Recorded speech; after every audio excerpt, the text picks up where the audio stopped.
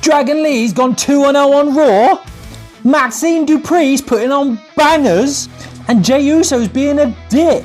Weird things are happening in wrestling, man. Anyway, it was Raw last night, and here's some things that happened. Roman Reigns came out to open the show and said absolutely nothing before he was interrupted by Bronson and Paul. Basically, he said Roman Reigns is scared of Bronson because he's the only person to make him leave the arena in a stretcher. Is that true? I'm fairly sure Triple H did at one point, but hey, that's just me being nitpicky. Anyway, they're going to have an Australian street fight at Crown Jewel. I don't know how that's going to be any different to any other street fight, but hey, apparently it is.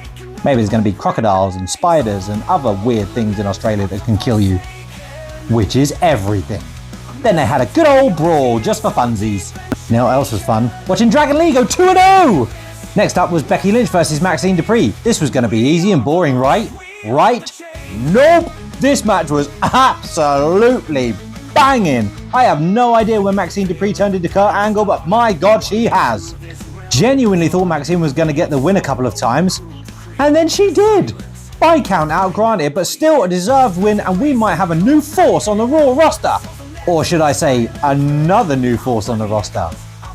Then out came CM Punk to tell us that he's the #1 contender and deserves, no, has earned the World Heavyweight title. Then out came LA Knight to say he deserves, no, wait, has earned the Heavyweight title. Then CM Punk cooked him. It was horrible. It was horrible to watch. It was like a car crash. LA Knight took it well though. Then out came Jey Uso with Roman Reigns' hand firmly planted up his arsehole, using him as a ventriloquist dummy, saying he's earned, no wait, deserves the World Heavyweight title. Then everybody kicked everyone. And a tag match was made. Jimmy and Jay versus LA Knight and Punk. Okay, do you know who I think should be #1 contender? 2-0, baby! Then it was time for Io Sky versus Kairi! Kairi was acting like she didn't want to fight Io Sky, but she had absolutely no problem smashing the back of her head against the ring apron.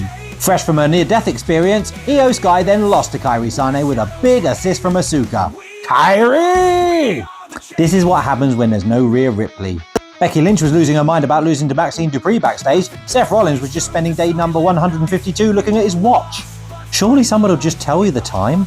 Or just get a digital watch. You don't have to read the hands, man. Seth asked Paul, what happens if I lose? Paul said, you ain't gonna lose against Cody. Seth said, but what if I do lose against Cody? Paul said, you're gonna lose everything.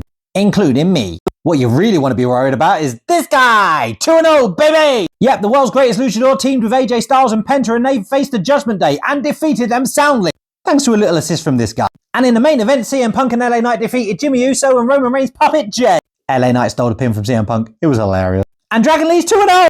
That was Raw.